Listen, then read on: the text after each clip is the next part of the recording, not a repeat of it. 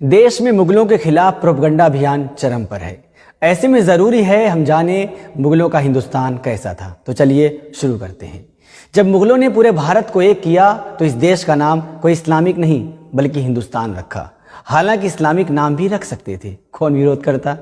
जिनको इलाहाबाद और फैजाबाद चुभता है वो समझ लें कि मुगलों के ही दौर में रामपुर बना, और तब तक भी बना जब रामपुर एक मजबूत मुस्लिम रियासत थी। नाम बदला जा सकता था, कौन विरोध करता। मगर मुस्लिम नवाबों ने भी रामपुर का नाम नहीं बदला तो सीतापुर भी बना रहा, जो कि वो भी मुस्लिम रियासत थी। अयोध्या तो बसी ही मुगलों के दौर में। रामचरितमानस भी मुगलिया काल में ही लिखी गई। मथुरा वृंदावन तो बसी ही मुगलों के दौर में। बनने से रोक सकते थे, कौन विरोध करता। आज के माहौल में मुगलों को सोचता हूं, मुस्लिम हुक्मरानों को सोचता हूं तो लगता है कि उन्होंने बेवकूफ़ी की।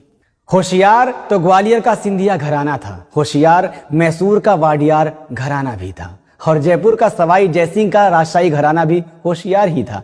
तो जोधपुर उम्मेद सिंह का भी राजघराना भी होशियार ही था। देश के साथ गद्दारी भी की और आज सबसे बड़े देशभक्त भी बनते हैं। टीपू सुल्तान हो या बहादुर शाह जफर, बेवकूफ़ी कर गए। कोई चिथड़े चिथड़े हो गया तो किसी को देश की मिट्टी भी नसीब नहीं हुई, और सबके वंशज आज भीख मांग रहे हैं। अंग्रेजों से मिल जाते तो वो भी अपने महल बचा लेते और अपनी रियासतें भी बचा लेते। वाडियार, जोधपुर, सिंधिया और जयपुर राजघराने की तरह उनके वंशज भी आज ऐश करते, उनके बच्चे भी आज मंत्री विधायक बनते। यह आज का दौर है। यहाँ भारत माता की जय और वंदे मातरम कहने से ही इंसान देशभक्त हो जाता है, चाहे उसका इतिहास देश से गद्दारी का ही क्यों ना हो। बहादुर शाह जफर ने जब 1857 के गदर में अंग्रेजों के खिलाफ पूरे देश की क़यादत की और उनको पूरे देश के राजा रजवाड़ों तथा बादशाहों ने अपना नेता माना।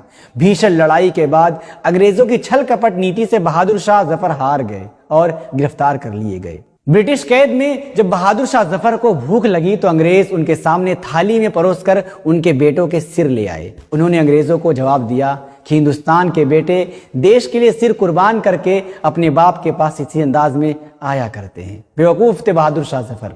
आज उनकी पुश्तें भीख मांग रही हैं। अपनी इस हिंदुस्तान की जमीन में दफन होने की उनकी ख्वाहिश भी पूरी ना हो सकी और कैद में ही वो रंगून और अब बर्मा की मिट्टी में दफन हो गए।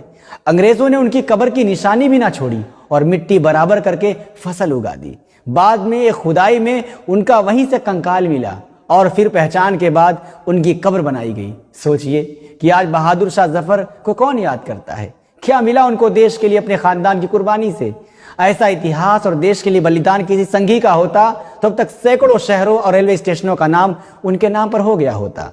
क्या इनके नाम पर हुआ कुछ? इसलिए कहा कि अंग्रेजों से मिल जाना था। ऐसा करते तो ना कैद मिलती, ना कैद में मौत, ना यह गम लिखते जो रंगून की कैद में लिखा। लगता नहीं है दिल मेरा उजड़े दयार में, किसकी बनी है आलमे ना पायेदार में। उम्र दराज मांग कर लाए थे 4 दिन, 2 आरज़ू में कट गए 2 इंतजार में। कितना बदनसीब है जफर दफन के लिए, 2 गज जमी भी मिल न सकी कूहे यार में। फिलहाल NIN में इतना ही। इसी तरह सच्चाई को पहचानने के लिए जुड़े रहिए NIN के साथ।